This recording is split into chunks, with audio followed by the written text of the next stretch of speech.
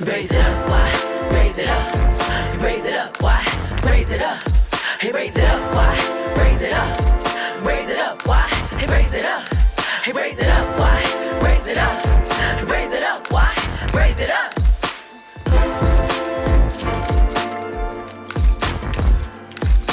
North side, raise it up. South side, raise it up. East side, raise it up. West side, raise it up. Raise it up, raise it up, raise it up, raise it up.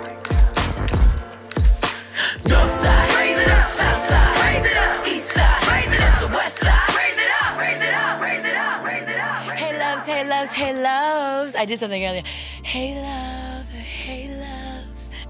Ooh, yeah, so I have a crush on y'all. I just want y'all to know. Episode 5 officially means I have a crush on y'all. My name is Wyann Vaughn, also known as Y, and this is another episode of Raise It Up, Y, the podcast. We are coming at you live on the last Thursday of May 2019. No, it's not actually live, but don't worry about that. We're just going to say this live.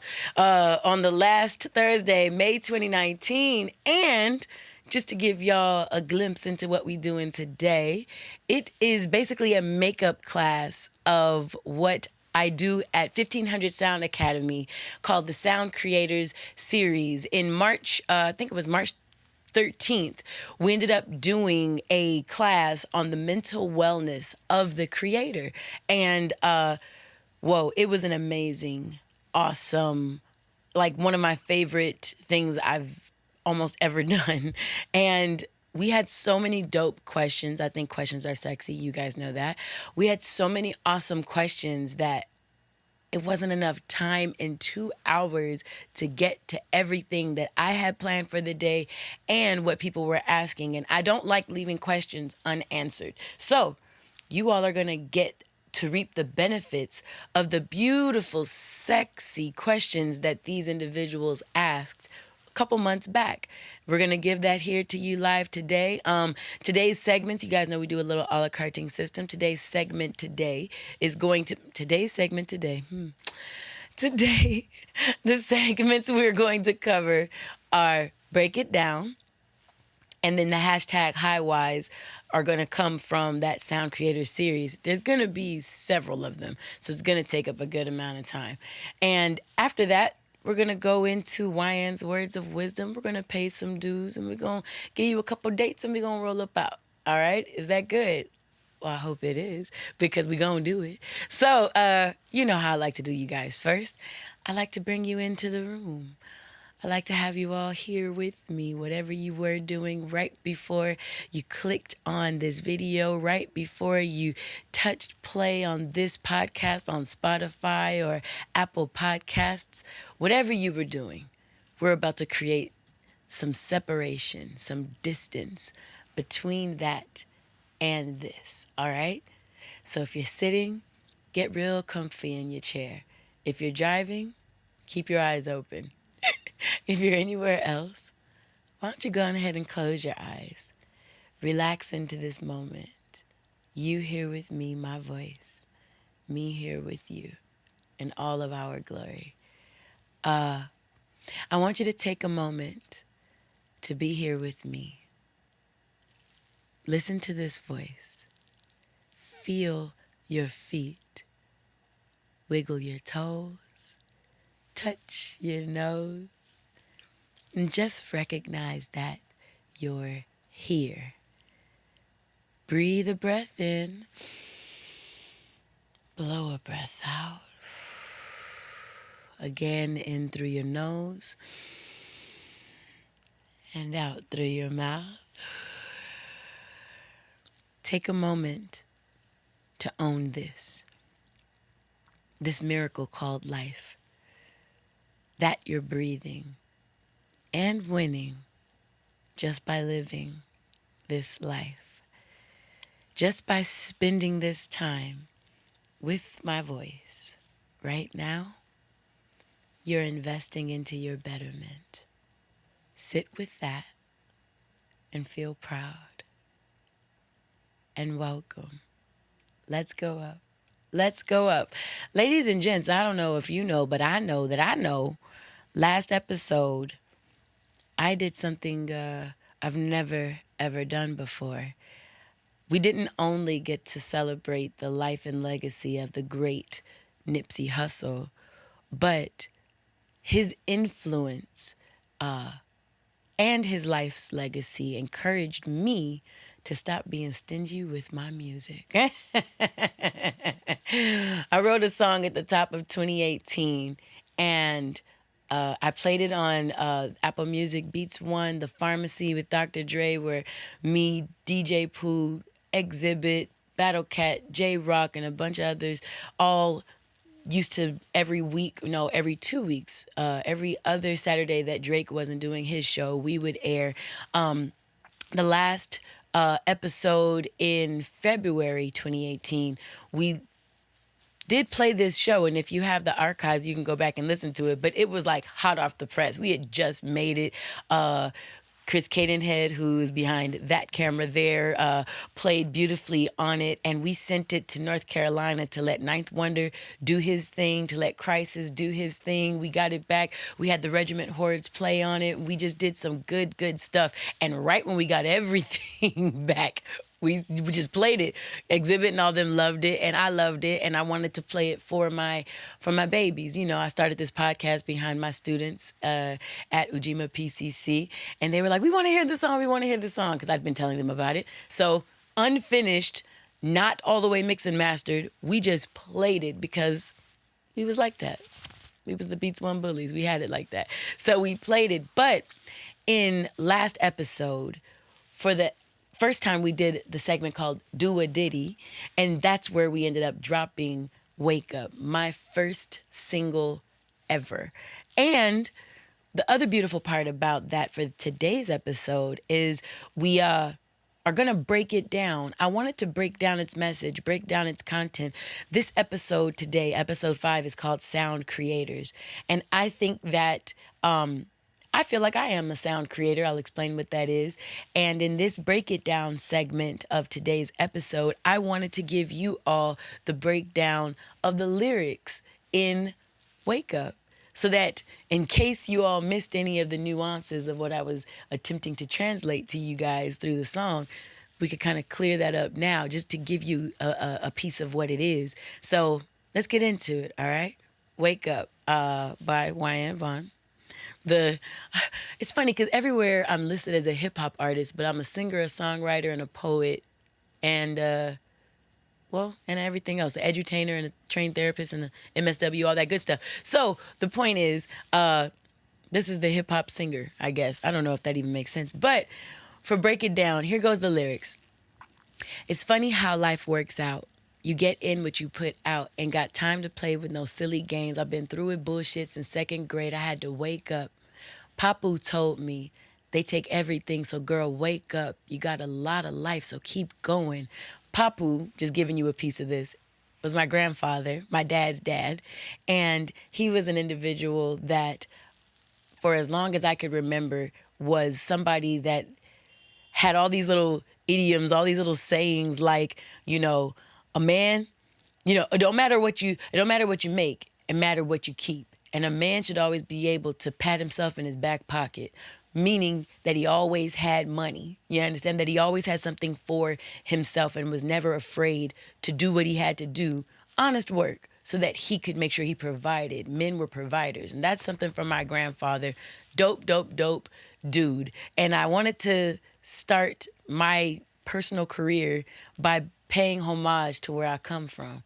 And I come from a long line of dope black men, starting with my grandfather, Papu Harvey Vaughn, my dad's dad. And I did exactly what my grandfather said.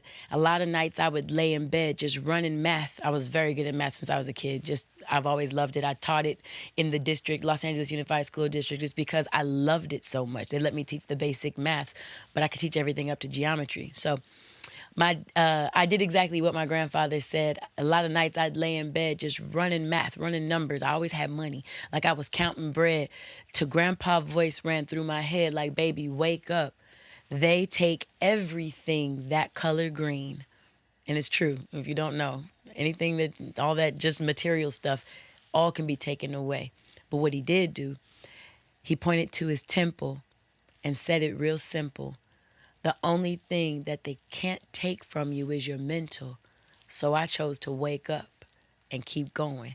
I mean, literally, it's an actual conversation. I think I was 10 years old that my grandfather sat and told me this, sitting over the furnace at the LA house, babe. The LA, the furnace, the hot, wherever the, not the fireplace, like where the central hot, because it's an old house. That one little furnace in the middle of the, I call it a furnace, but it's coming out of the floor. So however you want to look at it. But he was sitting on like a small stool and everything. And he had me to look up at him. Literally, I'm looking up at him.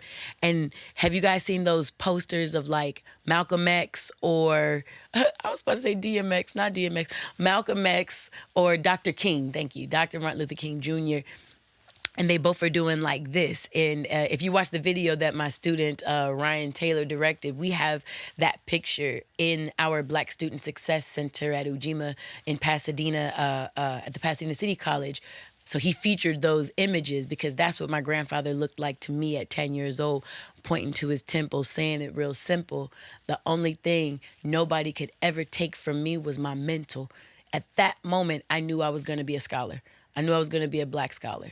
I knew I was going to go to school and learn everything that other people or people historically didn't think that a person who looked like me, whether it be because I was Black, whether it be because I was female, because I was young, as I grew older, because I came from hip hop, whatever it was, I wanted to make sure that when people looked at me, I wowed the fuck out of them.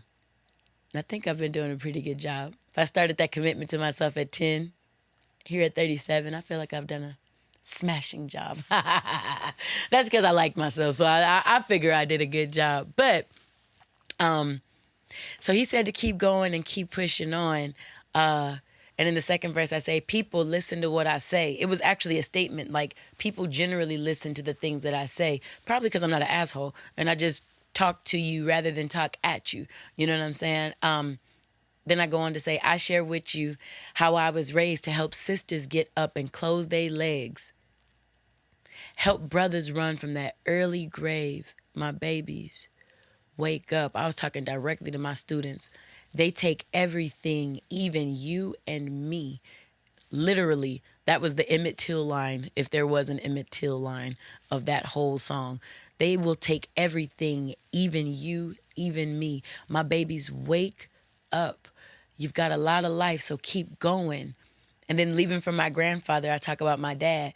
My daddy gave me that early game. Don't leave a lesson the way you came.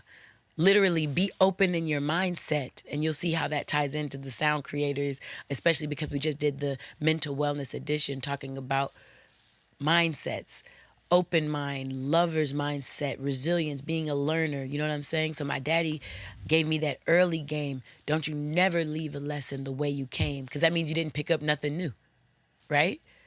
So growth mindset as opposed to a fixed mindset. He said, and if you get in late, even though I get everywhere late, he said, if you get in late, that's your ass. And that's why I said, and if you ain't learned, yeah, you in my class. So once you wake up, and then I state, you ain't got a thing if all you've got is green, okay? If you are a millionaire who can pull out all of his money and make it rain, make it rain, whatever you got, at the end of the day, if you were to get stranded on an island somewhere, your millions of dollars would amount to zilch, zero, nada. If everybody you love up and leaves because you are a miserable person to be around, all those dollars, while you can buy somebody's company and maybe some time or whatever, it's empty love. It is empty love. So make sure that if all you got is green, I want you to know you ain't got a thing. So here now I take my grandfather in. I'm pointing to my temple. So let me tell you real simple. The only thing that they can't take, who's they? Anybody. The only thing that they can't take from you is your mental. So you better wake up and keep going. And I wrote that at a time where I just felt it was really important to send something to my babies, send something to my students, to my younger cousins, to my friends, whoever needed to hear it. There are grown people who need to hear that same message. What did Pac in That mock interview at the end of To Pimp a Butterfly said they take the fight out of a grown black man. You look around, you don't see no loudmouth 30-year-old men walking around. And if that's you, female, male, black, white, Puerto Rican, Haitian, Dominican, I don't care what you might be, if you're one of those individuals where the fire has been stripped out of you or defeat has set into you, wake up. Wake up. If you're an individual that only subscribes to what everybody else is doing and you've never really made a decision for yourself, wake up. Wake up. If you're someone that just continuously runs through life, the regular rigmarole, 9 to 5, come home, take a nap, 6 to 10, doing something else, go sleep, do the whole thing over again, working for the weekend, and life feels stale by the time you're 28, wake up. Wake up. There's newness. There's brilliance. There's a lot of life out here. This is a big world. So I just wanted to shake people from their complacency, as Jonathan Swift, the author of Gulliver's Travels, once said. Not that y'all give a real fuck about that part. But the thing is, I always want to drop a little bit of something in there so y'all know I'm not just crazy and reckless as I mostly am. I want to give you just a little bit of that education to edutain y'all. So I wanted to give you guys that because I think a lot of us, again, I'm still breaking down the whole essence of Wake Up. A lot of my female counterparts in this industry, especially in the world of hip hop, they speak about sisterhood. They talk about, some talk about feminism and things like that. I'm a product of a lot of the efforts and the investments, spiritual, mental, just time-wise investments of males, of men, all right? A lot of black male mentorship, but the two gentlemen here helping me are white, beard, balded, beautiful men, and they're great, and they help me, and they take their own time out of their personal creative careers to help make sure that this happens. So I want my legacy. I want part of what I do as I break it down for this part of the genius in hip hop culture. What I want people to recognize when they see Wyann Vaughn is the fact that there is a possibility for men from all walks of life to have a positive relationship with a woman. I mean, like a real positive, growth-filled relationship with a woman. I just wanted to find I wanted to be able to not just find, but also provide to others an example of that. Because in this culture of Me Too, mind you, I think that it's great that there are women who have found their voice and they've spoken up against injustices they feel have been done against them. At the same time, though, just because that's a loud message, I don't want that to become the only message. It gets a little shaky.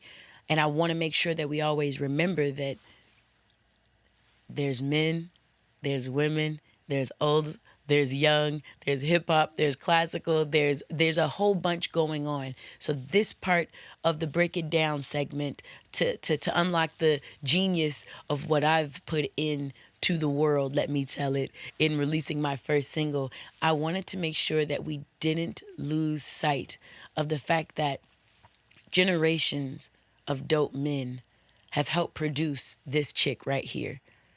And that this dope chick right here with all this investment from dope men helped propel a new generation of males and females, men and women, young ladies, young men, young transgender individuals, whoever they are, to keep going and to keep growing and living and loving happily. So that's my Break It Down segment for today. I wanted to make sure you guys caught a whiff of that. On to the next. Hashtag HighWide today is dedicated to the resurgence of the Sound Creators series, and more specifically, the Sound Creators Mental Wellness Edition. So, again, March 13th was our last class over at 1500 Sound Academy. Just spoke to some of the powers that be over there. By this being May, I think maybe July or August. We have some new things going on at the Academy, so please stay tuned to everything that we got going. 1500 sound.academy. I hope I spelled all that right. It felt right in my head. 1500, the numbers, sound.academy. And you can go and just browse our website. And yes, I just hit that mic. Sorry, because Dave is going to have to deal with that later. But I want to make sure that you all get to peruse the site, see the things that we offer. Earlier this month, we just had George Clinton, the king of funk, let me tell it. You understand? Doing one of his master classes up there with the awesome, beautiful, and wonderful master teacher up at the Academy, Jay Deals. So you guys, and Battle Cat obviously was there and things like that. I think he brought him through. But his whole family was there. It was a freaking vibe. Make sure you stay tuned to what we do at the Academy. So I want to get into some of these questions. A young lady, Rosa, asks, what do you do when you encounter writer's block? Writer's block is like the devil trying to freaking dangle a sea of numbness of a black square in your, vision in your head when you're trying to come up with something beautiful and creative. For these gentlemen behind these cameras, it could be the way they're envisioning lighting up this, wonderful space that we're in, or it could be, how they decide they want to mix or master a particular piece of music, or where they choose to sprinkle chords when they're playing and producing sounds. I think that writer's block is evidence of a feeling of stagnation that's been kind of ruminating around within your life. And it might not even be in the world of creation. It might be your job. It might be that you're feeling stagnant in some other place. You've plateaued in your weight loss journey, let's just say. Or wherever you're trying to experience growth or progress, when that piece of stagnation comes up, what happens with our feelings is when they come to us and we don't deal with them, we try to do the next thing, they start to, hey, hello, hi, manifest themselves anywhere they think they'll be able to get our attention. So writer's block to me means that there's something within our lives that we've neglected to pay attention to, and it's attempting to get our attention by shutting down our creativity. That's what I've experienced at the very least. To remedy writer's block, go away from the creation. Put the shit down. Be wherever else you need to be. Get other things done. But not just get other things done in an attempt to avoid or distract you from the fact that you're experiencing that writer's block. More than that, I want you to make sure that you're really looking for yourself internally, looking for some peace, looking for the smiles in life. Oh my God, this is going to take me back to PEMDAS. I don't know if math teacher, right? Old math teacher right here. PEMDAS, parentheses, exponents, multiplication, division, addition, subtraction, right? The way I would get my students to remember to look at the parentheses first, this was before they had emojis as elaborate as the iPhone and Droids have now. But do you guys remember when you used to make the smiley faces with like the colon and then the little parenthesis? You remember that? It was like the parenthesis right there. That was it. And it's just like that would make the smile. I would tell my students the way I want them to remember how to do the order of operations is the same way I want them to remember what they need to do in life. Chase your smiles. Chase the smiles in life. Writer's block sometimes happens when you're no longer focused on chasing that smile. I want you to go do things that help bring you into you. Bring you in alignment with yourself, your real true self, the you that you are when you're not getting paid, when you're not putting on a role, when nobody is looking, whatever brings you that joy. So long as that thing is conducive What I mean is, so long as that thing is productive, positive, growth filled, and powerful for you, AKA, it does not harm you or anyone else. So if you say, man, the last time I felt great is when I was getting high. No, no, no, no, no, not that thing. Do the other conducive thing, the thing that doesn't hurt you. That's what I'm talking about. So yeah, I feel like writer's block is evidence of a lack of oneness with yourself or disalignment. Things like meditation, things like quieting all the stuff. Turn the TV off. I don't own a TV. I do not own a TV, and any programming I watch, it's because I've chosen it. Make sure that you're up to par with people who support you. Get out in nature. Get out in nature. Do things differently than you've been doing them. If you usually go to work with one freeway, take the streets one day. Just something different. Find new inspiration. And I think that should kick rocks to the writer's block. All right? I'm going to skip the next question because I'm pretty sure my assistant wrote it incorrectly. It's hilarious the way it's written, though. I just want everybody to know that. So I'm definitely not picking the low-hanging fruit right now. Anaya says, how do you keep a positive balance when there is negativity in the home? How do you stay creative and positive when you're experiencing negativity at home? That sucks ass, number one. Because I know that home is quote unquote where the heart is. So if you feel like where you go to let all your guards down, AKA home, is the source of your discontentment or of your confusion, I'm not happy about that. And that starts to make all the MSW, Master of Social Work, spidey senses tingle and things like that. Search and always be keen on your inner peace and what brings you peace.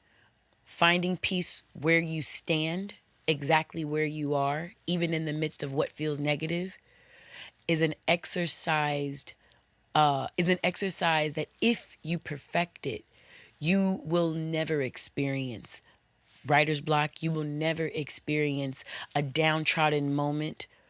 Because at the top, I don't know, people think that once you get a lot of money, or they think that once you have successes, or once you get the new house, or once you move locations, that all possible signs of negativity just goes away. No, it doesn't. So if you're an individual that needs to change your scenery in order to change what you experience internally, that is a partially reactive lifestyle that can lead to a dependence feature later on. Like, you'll depend on things outside of you in order to make you okay with you. I don't think that's something I would ever want you to practice. I don't even want to preach that personally. Proactive, which is you deciding how you're going to behave even before a situation says for you to create a different response. The proactive lifestyle is what I would want out of you, which is why I'm saying, even in a negative situation, if your safety is not being compromised, okay? Even in a negative situation where your safety is not being compromised, if you are able to maybe spend less time at that place called quote unquote home, so that you can stack your cheese, get yourself together so that you can go to your next place where you decide that you're going to dwell, and you can have the autonomy of being and doing and flowing as freely as you would like. That's one of the options I would like for you to explore. It's really about balance and time management at that point. Seeing how much time you have to be in a space that's not being conducive to what you need to do. Mind you, I'm giving this type of feedback assuming that a person is working, is over the age of 18, and they're not under somebody's rule of house. And I'm also assuming that there is no social worker thingies going on, like dependent adult abuse or child, maltreatment, and, thoughts of homicide or suicide, things like that. So if we're looking at normatively functioning situations that just, this person has always have something to say and they feel negative, That's where I'm at with this information. All right. Keeping the positive mindset, focusing on the positives. Literally, science backs that if you focus on what's positive in your life, it's more of what you'll see in your life, period. Like, that's how they say you can create your own reality. The reticular activating system. Don't ask. I literally listen to Brain Food every morning. And the other morning, this was the vibe. The reticular activating system, RAS, is what gets engaged, and it promotes what we call confirmation bias. And in confirmation bias, it says that we as people look for information that already confirms our thoughts and our beliefs, our thoughts within our belief systems. And a belief is just a thought that you think a lot. All right? So, Anaya, keep that positive. Look for evidence of the positive. I want you to make sure that you are not worried about what anybody else is doing, what they got going, especially if it's out of your control. 98% of life is out of our control. We can only control literally the reaction of our thoughts and then what our behavior is as a result of those thoughts, period. So once you start to realize that most of life is out of our control, live in heaven in your brains. Okay? If there's life and death in the tongue, there's heaven and hell in the mind. Live in heaven in your brains. All right? All right. Kristan, how do you keep focus? I'm going to give you some of what I gave Anaya. Find the focus. What do you want to be? You have to be able to answer that question for yourself. What do you want to do? What do you want to be? In the world of creation, who do you want to sound like? I hope the answer is yourself, by the way. Who do you want to sound like? I hope the answer is yourself. But knowing that there's nothing new under the sun, you might be a smooth mix of Stevie, Smokey, Dre, and Timbaland. Damn, that would be a crazy. Stevie, Smokey, Dre, and what was that be? Anderson? Something close to it, right? Stevie, Smokey, Dre, and Tim. We'll just say that. Yeah. So I want you to sound like yourself, recognizing that even cake comes from its batter, and its batter comes from flour and sugar and water, and you know what I'm saying? There's a whole bunch of things that already exist that once they all die unto themselves in solidarity, they become this new thing called cake once you bake it, right? In that same likeness, I want you, my love, Kristan, to decide what is it that you want to be? What is it that you want to do? And those are questions that I think only you should be able to answer for yourself. Those are deep questions, so don't feel any type of way if it doesn't get answered within the first day to the first month of pondering that, all right? You got to think, as an academic counselor at Ujima PCC, Pasadena City College, there are some students that say, okay, what's your major? My first meeting with them, they haven't sat down with me for 5 minutes. What's your major? Tell me what you want the next 4 years to look like. Come on, let's go. They're like, that's why a lot of them say undecided at first, because the whole few years, whatever words you say right now, determine the classes and the next few years of your life. The classes that you'll have right now for the next 2 years, and then when you transfer, what are the next 2 years of classes? It all is up to you. Heavy stuff, right? Not impossible. But it's stuff that if you're not deciding it for yourself, trust me, somebody else in your life is. I would rather it be you. All right? Lotta Day is another beautiful student that I had for that particular class at the 1500 Sound Academy. She wants to know, how do you thrive in a new mental space? Shit. I love to ask my students questions like, how do you eat an elephant? Think about the elephant. He's a big boy, grand thing that he is. How would you eat him? Put him in a vacuum? Cast a spell on him? Throw him in a Vitamixer? How do you eat an elephant? You know how you eat an elephant, kids? The same way you eat chicken, one bite at a time. How do you thrive in a new mental space? The same way that you did in the old one. The question is, do you like how you're thriving in your current mental space. Because trust and believe, wherever you go, there you are. I ain't met a motherfucker that was able to outrun his shadow, not yet, not once. So if it goes back to really what I was saying about Anaya keeping a positive mindset even in a negative situation, I need you, so long as your safety, your physical safety is not being compromised, guys. Let me make sure I say that. There's this thing I loved, part of my brain food a couple weeks back. Nipsey was talking about gang culture, and he brought up Maslow's hierarchy of needs, and it just blew my head away that I'm still processing how much of a loss we took physically in, losing Nip. But Maslow's hierarchy of needs is a pyramid of 5 different sets of needs. If your physical needs are all together, like you can breathe, you can eat, you have the physiological needs of your life met. The next thing that comes up is, are you safe? What are your safety needs looking like? All right. If you go up one more, we're looking at love and belonging. Do you have a sense of love and belongingness? Once you have a sense of love and belongingness amongst a group, whether that be, you know how people go to college and they join fraternities, join sororities, or a club, let's say the chess club. I was a part of the scholars club. Where I work is technically a club. It's like, it has a club feature at least. Ujima, it's just some subset of Pasadena City College's over 30,000 students, right? It's just a way to continuously feel connected to the institution. Once you feel love and belongingness amongst people, communally, then you can aspire to the 4th hierarchical level of needs, which is a sense of self-love. You have to love and know and identify with oneself, but you only do that through knowing how you are and who you are amongst people. And lastly, you're looking for your self-actualization, like the epitome of who and what you are at the top. That is arguable. Some people say we never meet that in our lifetime, blah, blah, blah. All that you can go research and deal with yourself.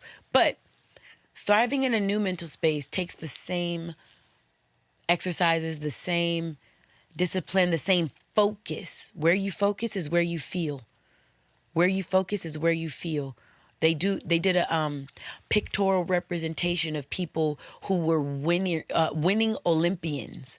And you know how when you're taking a race you know how when you take the race and they have like the finishing photo, you guys know what I'm talking about? They do a finishing photo and then you see, the runner who won breaking the tape, right? And then you see the runner up. And even they did this with Michael Phelps as well, so swimming as well. What they noticed is all of the winners were singularly focused on winning. All of the runners up, or the first losers, were focused on the winner. They were all looking at the other person and how they ran their race and what they were doing, where the winner was only focused on what was ahead. So I want you to make sure that if you're in a new mental space, recognize and know how you spend and delegate $1 to $10. That's how you gonna do $1 to $10,000, $100 to $10,000. All right. Be a good steward of where you are mentally. That's where you're going, even in your new space, Lotta Day. So make sure that you hold on to that.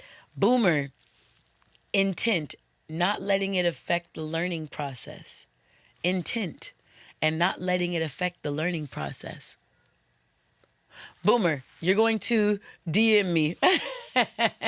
You're going to DM me at RAISEITUPWY at Raise It Up Y on Instagram. I think you already follow me there. Give me that question again because I want to answer it correctly. I don't want to start to answer something that I think you're asking me. I want to get that right. Rick says, recognize when people are trying to take advantage of your gift. How do you do that? How do you recognize when people are trying to take advantage of your gift?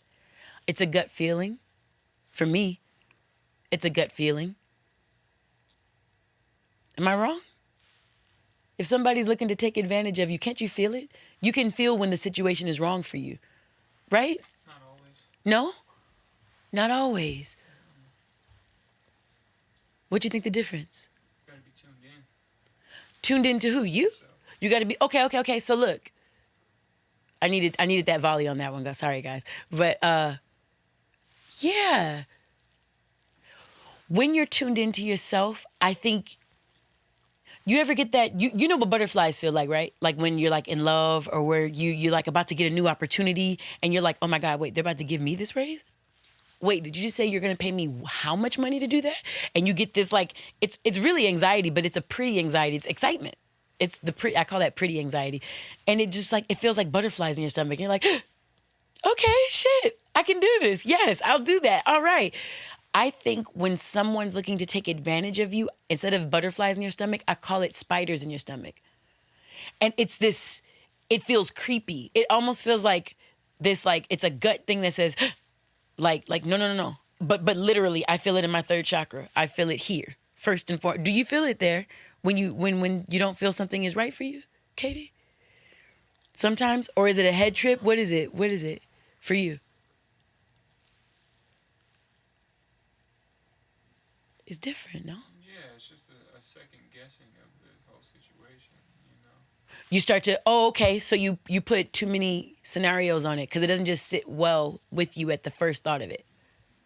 Yeah? Yeah. Okay. Because then you start, I get it. Because you start trying to run scenarios of, okay, so how can it work? And then you Process of elimination. Exactly. So it takes more thinking. It doesn't gutturally just say, yes, this is going to be a yes. Not always. Right. But after deliberation with myself, a lot of times then it's like, of course, I should have seen that. With deliberation with self, once you kind of sit again, but look at it again. You have to sit and analyze yourself, just with yourself. Sometimes we'll talk about it, don't we? So sometimes it takes speaking with someone that you trust, someone that you know is, say it again, having an accountability partner. Having an accountability partner, having someone in your support system that you know is for you. David might be your wife, let's say. You know what I'm saying? Like, but having somebody that you can sit there and toss the ideas back and forth with, if it doesn't automatically feel good, that's good. Because I guess sometimes it doesn't just automatically feel good to you. And that's how you know when something is good for you. Sometimes, going back to Rick's question, how do you recognize when people are attempting to take advantage of your gift? Sometimes it all looks the same. Jeez Louise. Hell, you could even go with what Wendy was saying. An opportunity at the wrong time is a distraction. A great opportunity at the wrong time. Oh my goodness, I hate. You don't know it's the wrong time until it's gone. And sometimes you don't know it's the wrong time until it's gone, you say. This takes me back to right before my birthday. This was in April. And I was texting Dre, and then he FaceTimed me. And I was like, what are you doing, boy? You know, blah, blah, blah. I'm just sitting with my assistant. We was having dinner. He was like, yo, just out here hanging at the house, blah, blah, blah. And Nicole, his wife, is in the background. Hey, girl, hey, boo, boo. I'm like, I miss y'all. I'm like, I need to come up there. I really need to. And then in me, I'm like, do I have the energy to go up there right now? Do I have the energy to go up there right now? It was like the end of the day. I'd already worked a long day. I was tired. I was like, but usually I'll get up. If it's for Dre, I always get up, pretty much, sort of a thing. So I was like, you know what, fuck it. Let me go home, because I had on something that was too cold. It was, when this weather started changing and it's 30 degrees cooler at night, so fuck that shit. So I was like, nah, let me go ahead and get myself together, and then I'm going to come up. All right, bet. So I get off the phone with him. By the time I got home, I had an allergic reaction to something I'd eaten at the doggone place, and my face was whelped up in like, I don't know if they had fish. I'm allergic to fish, unshelled fish. So maybe it was just that or whatever, but my whole face swelled up. I was like, yo, I can't come. But a part of me was like, but not going was the right thing. Anyway, you were tired. Like you yourself physically. It's not that you didn't want to come through for your boy. You were tired. You yourself. So it's like one of those sorts of things. Like inside, when I got to take that Benadryl and I knew I was going to go to sleep, whoo, Lord, Benadryl needs to be on like a wish list of, never mind. So yeah, this is also coming from someone with bad allergies. So just the thought of Benadryl, knowing when my dog comes in and I have that, those sneezy fits. It's just, that has nothing to do, sorry, Rick, with what you were asking. Benadryl is not the answer. The answer is pay attention to you. We also have to say, though, if I can be honest, that entails already having a relationship with yourself that you trust. Does that make sense?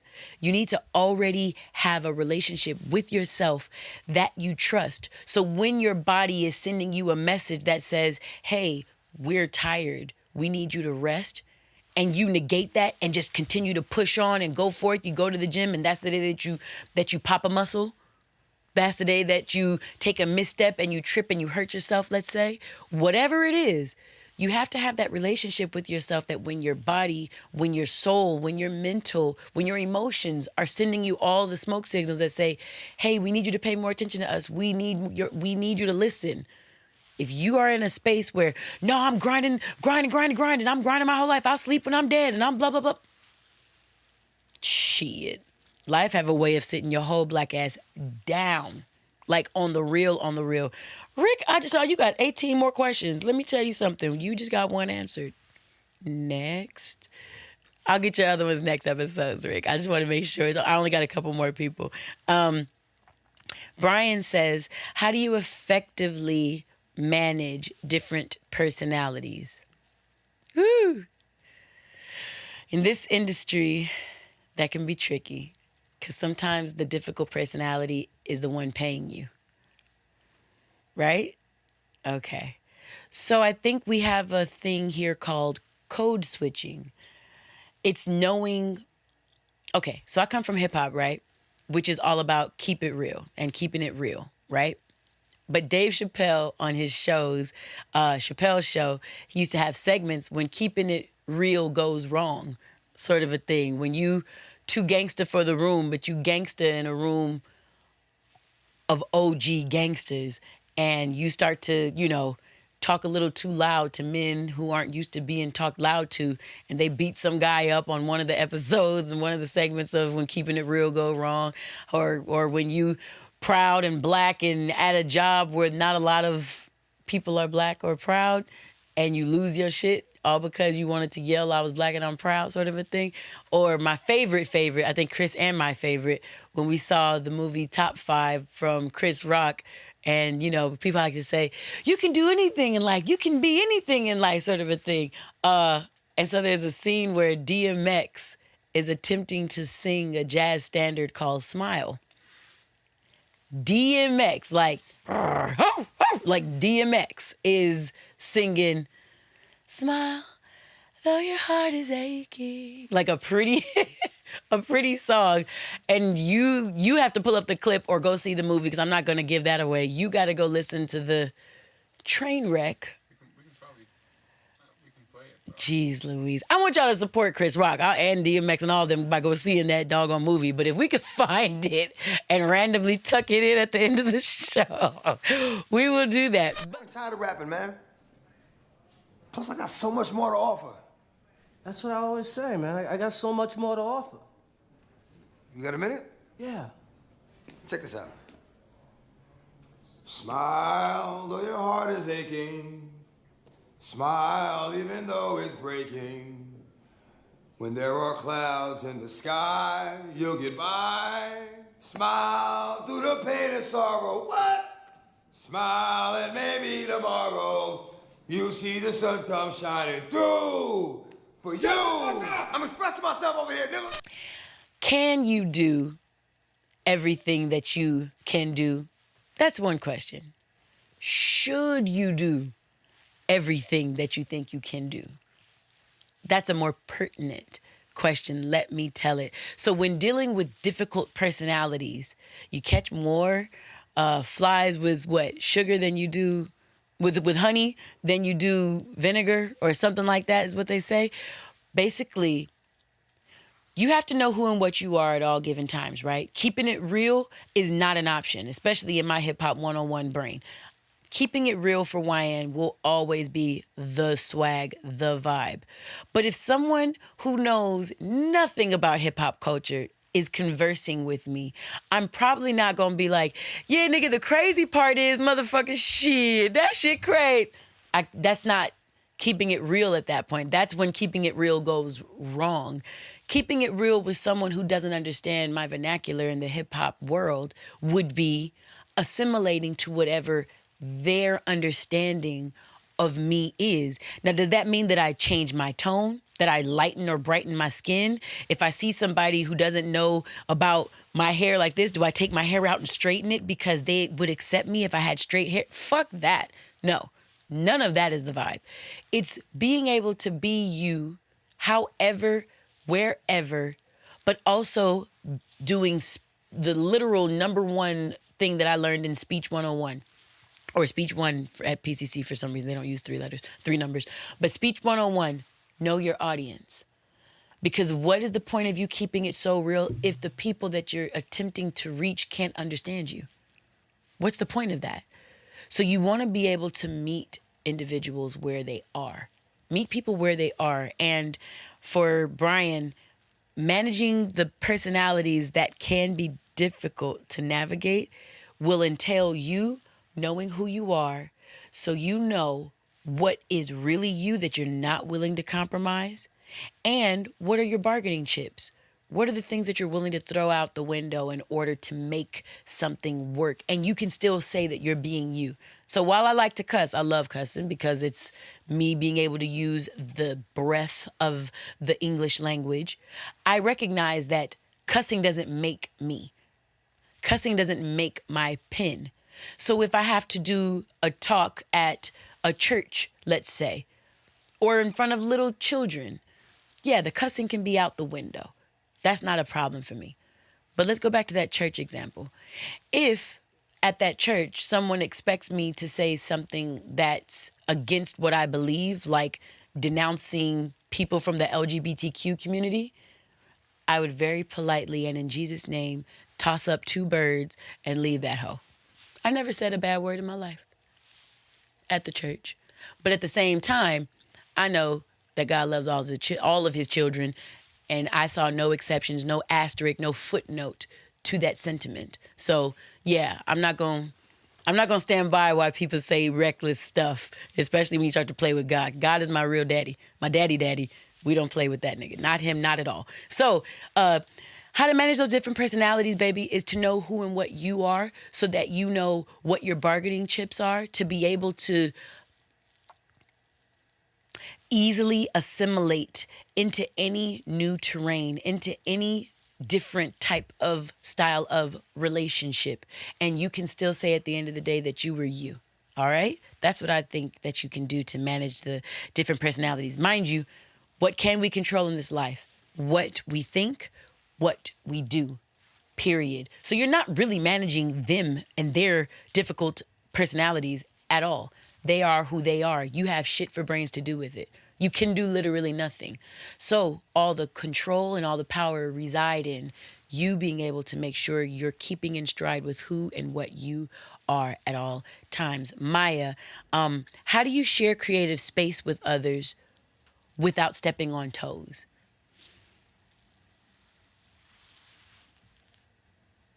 I know this individual, and I'm knowing that she's a songwriter, but I want to make this a point that we could all gain from, regardless of your walk of life. Let's just take the songwriting piece first. Contributing an idea or your ideas last, and being an individual that makes sure that you listen first, speak last. That's a lesson from Nelson Mandela. Being the last to speak, the first to listen, I think is a really good way of sharing the creative space, the sonic space, the atmosphere when you have other creatives around you. Always know the goal. Always know the goal. If you're a songwriter and the end goal is a song, making sure that if you are the songwriter, you're there with your melody choice and your words. Let that bass player be that bass player. Let the piano player do his thing on the piano. Let the programmer of the drums be the drum programmer. Don't try to overdo or be too much involved in. It's really a trust process. If you trust your team, I don't think that you would feel so inclined to try to take control over every and all things. So it's knowing you, It's knowing that you have a solid team along with you. And then it's letting space happen, letting the room breathe. I think that's a good way to share creative space without stepping on toes. Dave, all I see is the word inspiration. And that's not even that, Dave, because you weren't there that day. So I can't ask for clarification. How do I stay inspired? I listen to Brain Food. I don't know if that's your question, but that's what I'm answering. So here you go, Dave. How do I stay inspired?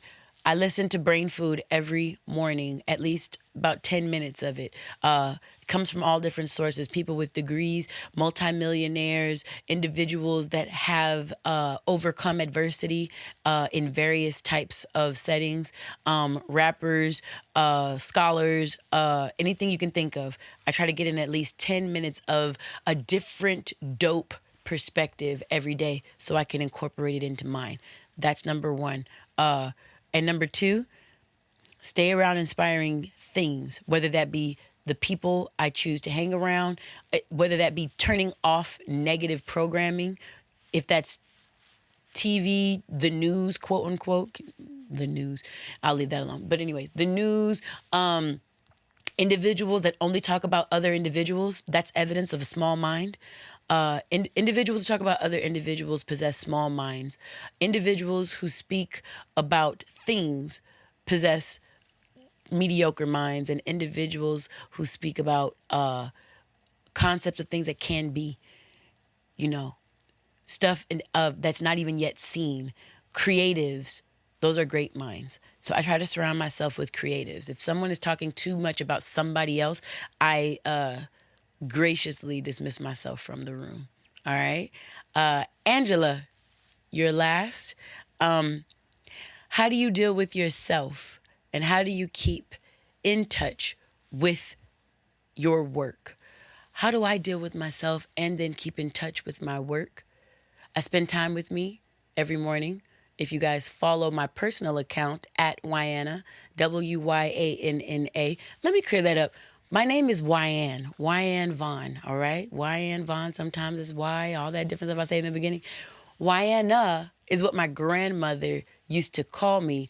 If I would have known Instagram was going to be as big as it is back in whenever I first ever made an account, I probably would have chosen my own name for my handle. So at Wyanna is dope because it's what my grandmother used to call me. And it's funny when you guys call me that when I'm out because it makes me think of her. So it's like a great joke. Plus, my real name is being taken by a girl named Wyanna in Argentina. And I think it's funnier that she has my real name and I have hers. I just think it's fucking hilarious. I don't want to change. I like where we both are. I don't know if she feels the same way, though. So if she ever DMs me in Spanish, we'll have a talk.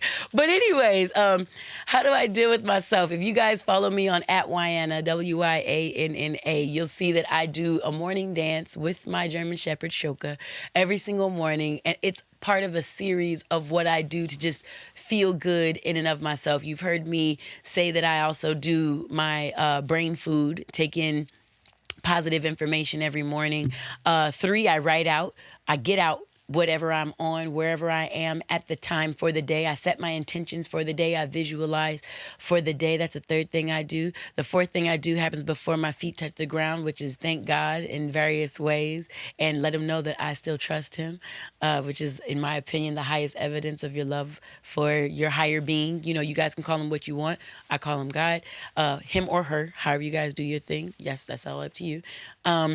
And then the 5th thing I do, is appreciative movements, my appreciation movements, which should look like squats and a bunch of other stuff. I've been slacking on that one. If I can use this podcast as my accountability, I've been slacking on that one. But it's because I've been going to the gym more. So I end up doing it at night at the gym. So, I need y'all prayers. Y'all just go ahead and just lay your hands forward and touch onto your little device and let everybody halle. Yeah, y'all make sure I stay on top of this doggone journey of this gym stuff. I used to be so on. I'm just trying to catch my wave again. That's all. It's 37-year-old knees, bro. I'm trying to keep up with these hoes. It's a lot. Anyways, Angela, you also asked about confidence in a room of greatness. I'm not addressing that one because it's ironically going to be answered in the Wyann's words of wisdom. As well, that Jones boy, Isaiah, you asked about how to not feel intimidated in a room full of greats. That was something that you asked. And it's really pertinent because that's something I'm going to answer right here in Wyann's words of wisdom. All right. So we just concluded the High Y, hashtag High Y Sound Creators Edition.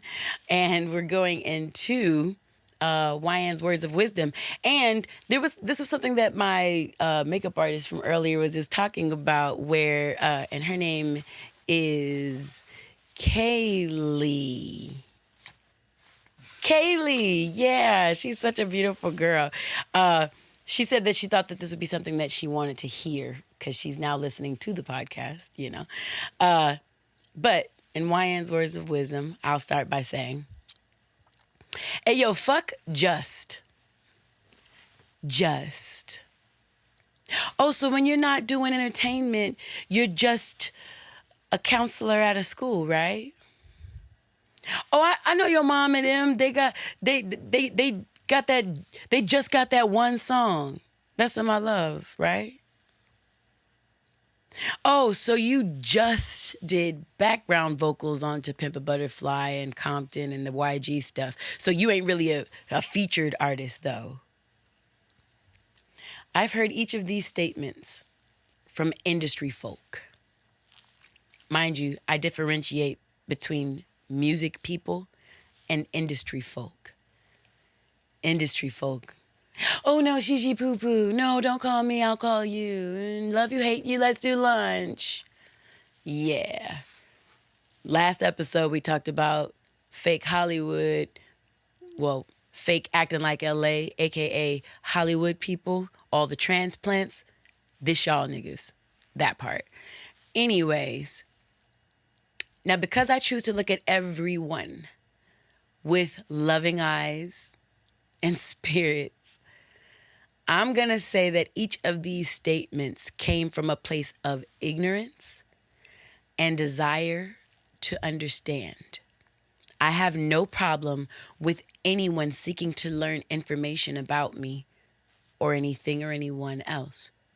Oh, but if I weren't blessed with that growth, learner, lover, resilience-styled mindset, I can see how some of these statements could be interpreted as someone trying to sun me, which in hip-hop terminology means condescension disguised as ignorance or fake humility. Knowing what I know about how folks can use the word just, today I felt it pertinent to draw attention to how we use it in our everyday speech. Oh, but it don't stop there. Hey, Miss Y, doing this school shit is, man, it's too hard. I'ma just be a rapper. Man, that rapper ain't even hard. He just a one-hit wonder. One hit more than the speaker has, though. Usually, whoever says that, it's one hit more than they no name ass has. Look, I'm doing this and this while you over there just doing that and that. Fill in the blanks as you may. I've heard the first two of those statements from some of my students, while the last one I heard from a couple that I counseled while I was back in school. The distinguishing feature to this just thing is the common way in which it was used to diminish or belittle what someone else does. It's dangerous to even use the word in describing our own efforts. Out of my own mouth, I've most certainly heard the words, oh yeah, man, I'm just doing this little podcast grind. Just this little podcast grind. Yeah, I just dropped a little single and shit. Nah, man. Using the term just in these ways is toxic. So the question is, where does this serve us? Huh? Better yet, where do we learn to add the quote unquote just mentality into our lives and our vocabularies? I think it kind of goes back to what one of my 1500 Sound Academy students asked, which is, how do we accept our own greatness? And by the way, the student that I'm thinking of stated it differently. He asked, how do you not get intimidated by the greatness in any given room? Referring to being a songwriter in LA from another, maybe smaller town, and not feeling that your gift is adequate with the likes of songwriters like, let's say, James Fauntleroy, shouts out to 1500 Sound Academy, or someone like, let's say, Neo. So I'll repeat here my response to him by saying first that the reframe of that question feels necessary. Instead of asking how not to feel intimidated by others, let's ask ourselves how we can feel confident within our own unique brands of greatness. This sentiment kind of throws me back to episode 3's Words of Wisdom, where we recognize that we are perfect just as we are, and simply because we are, because we exist.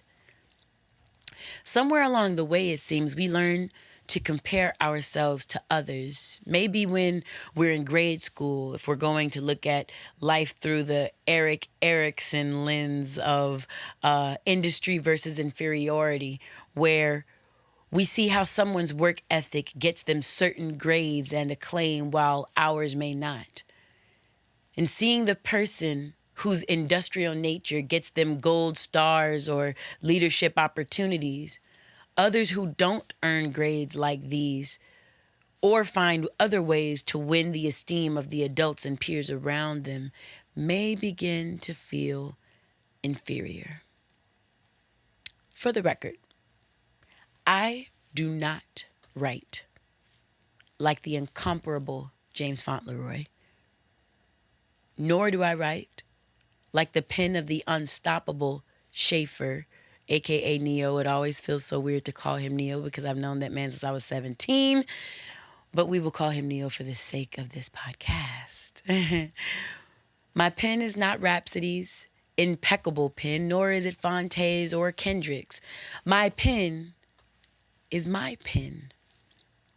It's so different and perfect and great because I'm the only person who can fulfill it.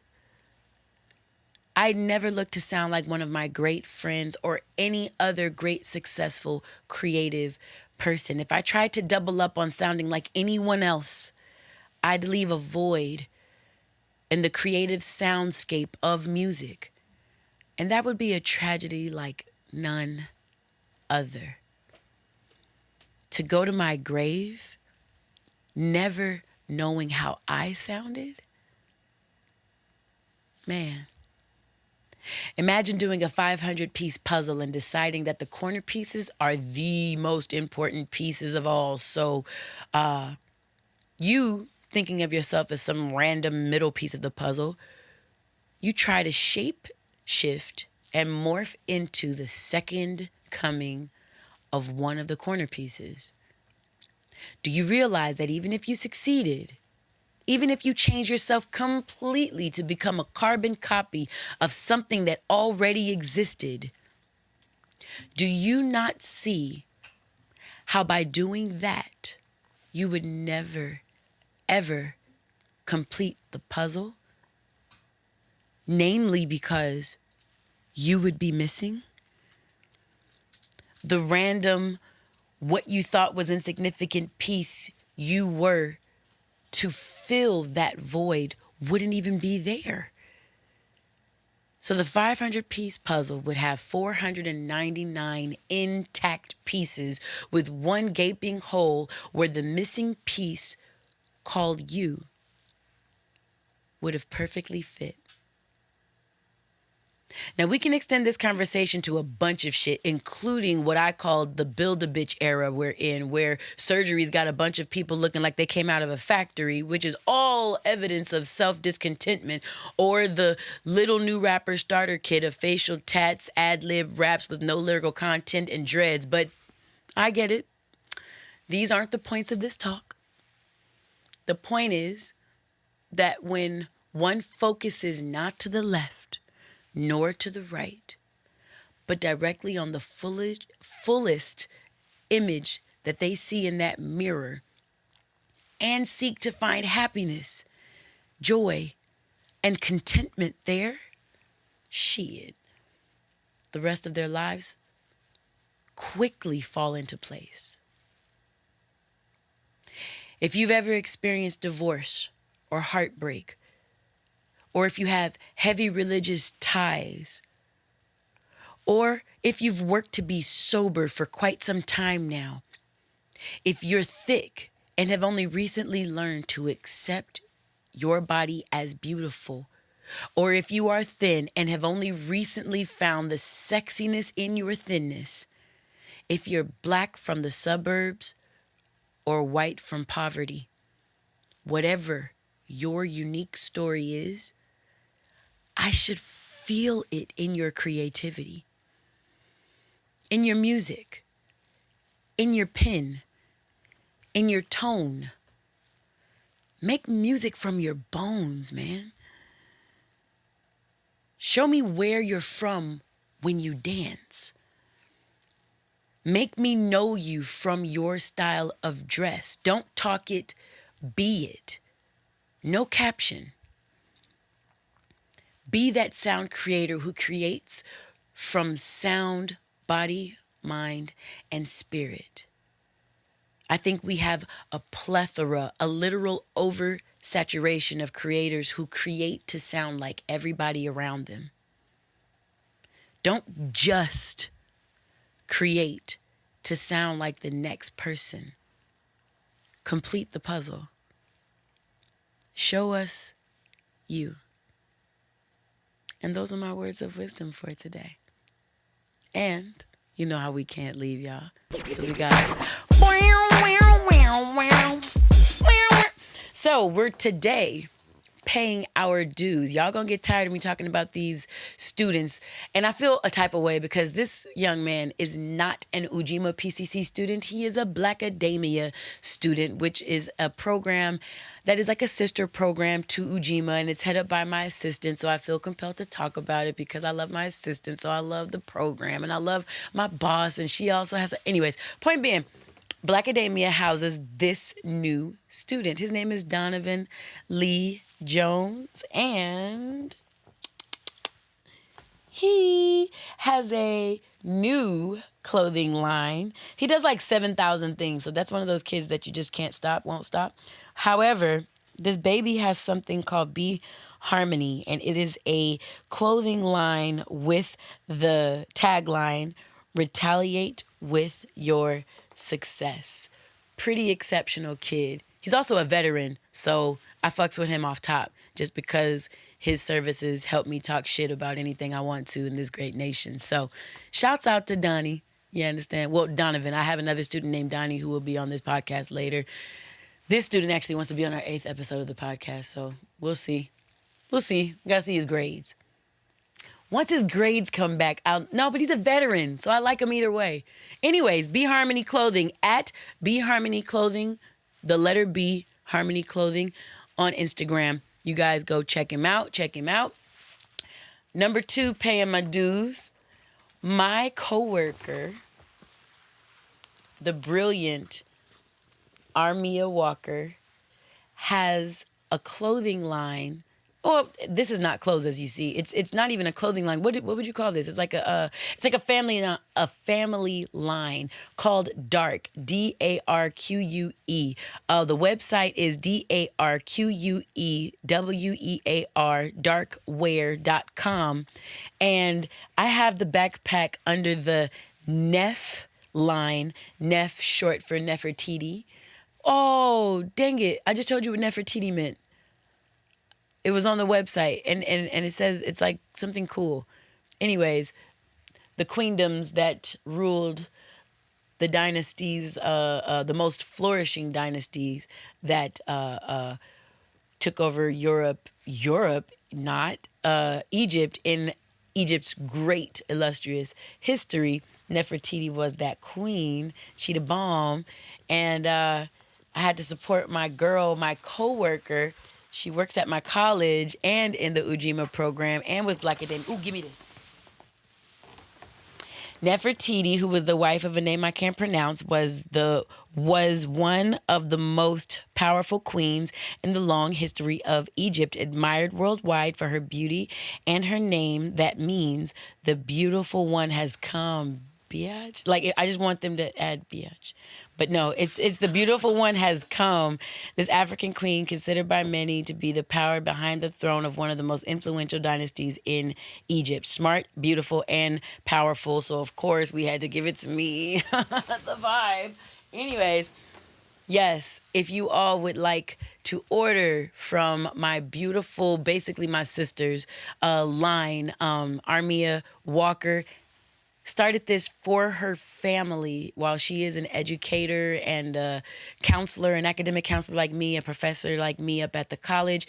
She wanted to have something creative. She wanted to have something for her family. She has 3 beautiful daughters, and she wanted to have something that more than just the scholarship, the Black excellence and scholarship in the family. She wanted to have something tangible to create and have and pass down to her babies. And I thought that was the vibe of this podcast and raising it up in general.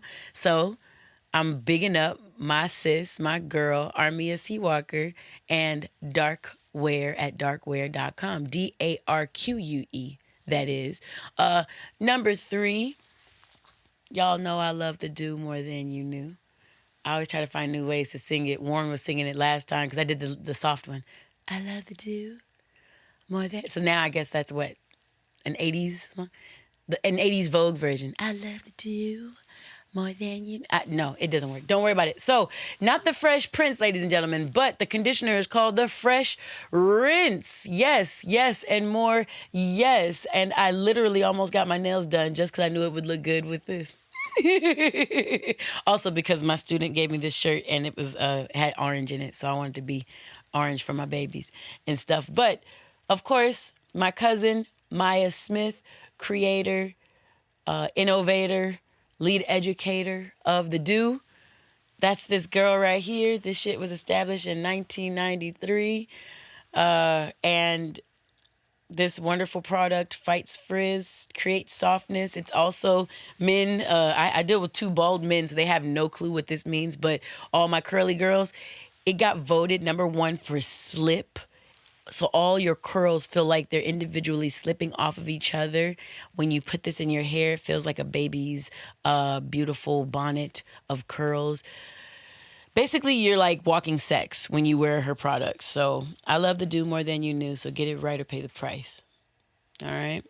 Last, never least, the baby girl in my world. Ladies and gentlemen, let's give it up for Ride Out. Can we give it up? Can I get a motherfucking moment of silence? No, I'm messing with you. It's from a song. I know you don't know that. It is from a song. Snoopy said it. Ride Out, ladies and gents. Y'all be looking for the coolness coming from the writing of the out, because y'all are going to be very, very happy at what you end up hearing and what you end up seeing. I just never open it, so I just opened it on a random page, so thought you guys would like that. Give y'all a little peek, you understand? She a tease, you understand?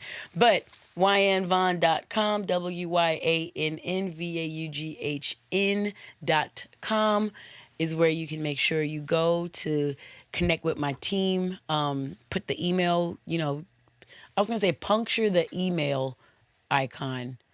Don't puncture anything, please. I don't even know how you do that fucking online. Anyways, just push the damn button and with the little envelope and, email us.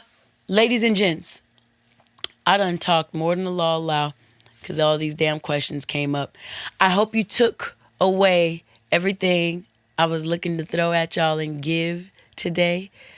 Be on the lookout for the next Sound Creators edition, which will be the emotional class for sound creation, from what the boys were able to hit me back with, because we're starting a new cohort of students at the 1500 Sound Academy.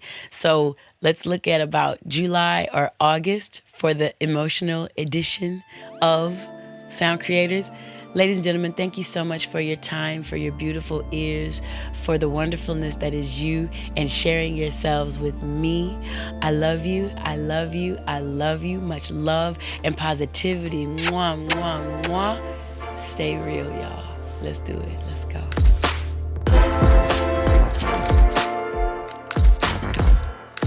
Raise it up, why? Raise it up. Raise it up, why? Raise it up. Raise it up, why?